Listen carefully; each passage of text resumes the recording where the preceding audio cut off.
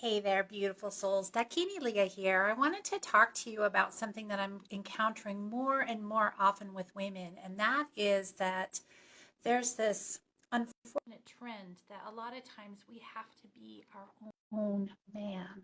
And it's exhausting, isn't it? I mean, balancing work and family and the countless demands that life throws our way.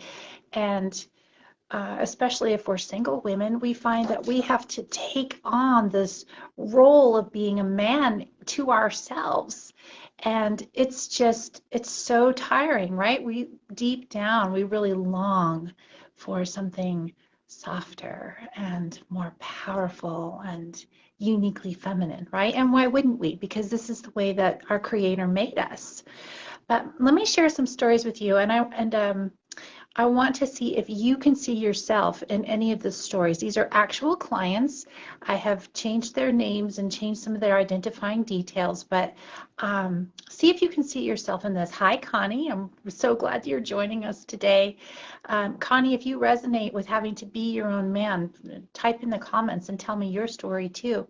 So, a good friend of mine, her name is Jennifer. She's been a single mom since her son was in preschool, and she's just had to do it all. I mean, not only support her young family, but she even had to learn to fix her own car. Like she had to set up a shop in her garage and gather tools because it was too much to take her car to the mechanic. And then there's Lynn, who beautiful woman. She grew up in like almost like a cultish type of environment. It was a very conservative religious background that put marriage as one of the highest crowning achievements for a woman, and she did. She was married and she had children. She became a mother and she became a grandmother, and she just dedicated her life to taking care of her kids and her grandkids.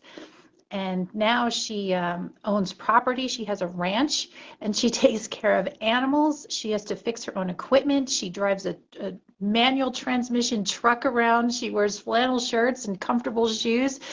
And she's so out of touch with her feminine softness because she needs that masculine expression in order to survive. And she really longs for it.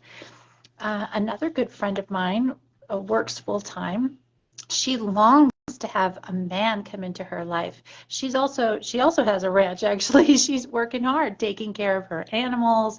She has to fix things on her own. Hi, Tammy. Welcome. If any of this is resonating with you, Tammy, then you can type in the comments too about being your own man. So I was talking to you about my third friend. She has to do all the repairs around her home by herself. Like she's out there fixing the irrigation system and putting in an alarm system for her home. Like she has to install it because there's no man in her life to do that. And all of us, especially if we're single, we have these stories. And even if you have a man in your life, men haven't really been given a good blueprint for what it means to be a good man, which is something that I'm addressing with a colleague. We're working on coming up with a workshop for what it means to be a powerful and vibrant man in the world. That's coming up in hopefully March if we can get it out in time. But there's this the crisis of what healthy masculine energy looks like. And so we women have had to just kind of step in there and take over what we know needs to be done for ourselves. And it is exhausting, isn't it? It's exhausting. We can do it. Of course we can do it, but it's really exhausting. Women are strong. We can be our own man if we have to be, but it isn't our natural expression. And when we stay in that unnatural expression for too long, we begin to develop this hunger for softness. And yet at the same time, we can also have a disdain for our own feminine expression because to us it can seem like weakness or like an indulgence, but it's not. It's absolutely necessary to being who you are as a vibrant woman, to be able to step into the power of your feminine softness. We long for this, don't we? Long for this. So let me talk about a couple of different ways that you can do this. If you have to be your own man, and then we also have to take time to practice our powerful feminine energy, right? Feminine energy isn't weaker than masculine energy, just like an in-breath isn't more important than the out-breath. Feminine energy is the complement to the masculine energy. It's what keeps things going. Feminine energy is creative, it's passionate, and it's connective. We need to have those things in order to be fully human. And without it, we feel starved, right? We feel like a shriveled up raisin. We feel cynical. We feel angry. We feel tired, and we miss out on things. So here are some things that you can do right now to tap into your sacred feminine energy, even while you still have to take care of everything else. We need to take time. The first thing I want to say to you is to meditate every morning. Before, I like to do it first thing in the morning, even before I get out of bed. I use tantric meditation to connect to my creator and draw on the masculine energy of the one who created me. I draw on that energy. I draw on the energy of my guardian angel. I draw my strong, sexy guardian angel. That's how I picture him. I draw on the energy of my grandfather, for example, my ancestors. I draw on the energy of my spirit guide, who actually, she comes to me as a woman, but being able to connect to my spirit guide, even though she is feminine, that is a feminine thing for me to do. That helps me to express myself in my feminine way, to draw on the energy of my feminine spirit guide, because feminine energy is connective, isn't it? So meditating every morning is such a wonderful practice.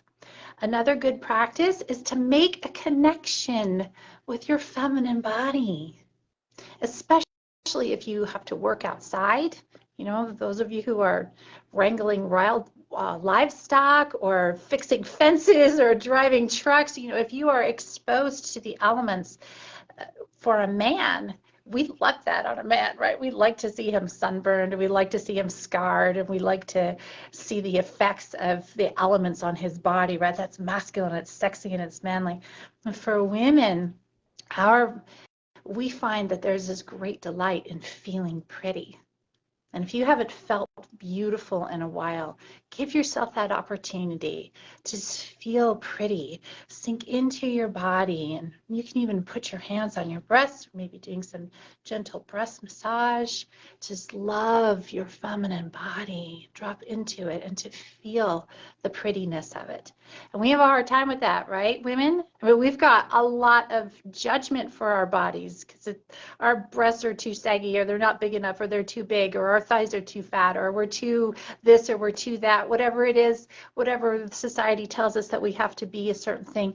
So when you sink into your body, listen for the softness in it and feel the sweetness, the sweet sexiness of being soft. You are beautiful just as you are, gorgeous lady. You are beautiful. I guarantee you, I promise you that. I promise you that you are so beautiful, that you have this essential femininity through you that comes into your body, and you can sink into that. The third thing that you can do is to connect with other women. When we have to be our own man, we find ourselves pretty independent and maybe even cut off. But feminine energy is inherently cooperative. And there's power in numbers, right? So now is the time to reach out to your tribe. Don't put it off. Don't say, oh, that's just a luxury. It is not. Reaching out to the women in your life, to touch base with them, to look them in the eye, to tell them that you love them. My friend Tracy took me out for a cup of coffee the other day because I'm going through kind of a rough time. And this is the way women support each other. If you don't have a tribe, then reach out to me and I will get you plugged in. You can be part of our tribe because you're a beautiful woman.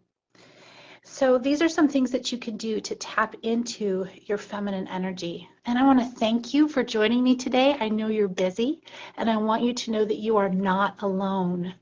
And if anything that I'm saying to you is resonating with you, then I want you to message me. You can call me at 970-242-5600. 5094. Text me. You can send me an email at livingintantra@gmail.com, and I'll get you connected. I have a free yoni steaming workshop coming up on February 5th. Yoni steaming is such a powerful way, oh, such a sweet way to let that masculine energy go and to dive into your powerful feminine energy. I have a free workshop coming up on February 5th, and I want you to be a part of it. And all you have to do to be a part of that is to send me your email so I can send you the link to the meeting. If you like yoni steaming, then you can actually join us for the actual steam itself. So February 5th is the how-to workshop, and I'll show you how to do it.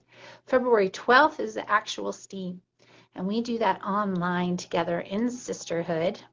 That's $25 to join us. We do it every month on the full moon. You get a guided meditation. You get the chance to be in the company of other powerful women to tell your story. And best of all, you get a chance to listen to the messages your sentient yoni has for you. There's no deeper women's practice than that. And finally, if you want to go really, really deep, Ticey Belcastro and I are creating a Sensual Woman series. It's a series of 12 two-hour videos. We have not released them yet. And once we do, that series is going to be $1,200, and it will be really well worth it. But if you catch me before we finish the series, I'll let you come in at the $400 level. And this is just to cover our expenses and making the videos and doing the marketing. But you can come in at that level, and you can give us feedback on what you think of the videos. And that also includes us putting you into a private Facebook group just for women who are doing this work, where you will be safe, where you can share your stories, and where you can meet other women who are just like you and find that connection. Thank you so much for joining me today, beautiful, amazing, incredible goddess, and I look forward to hearing from you soon. So much love to you. Bye-bye.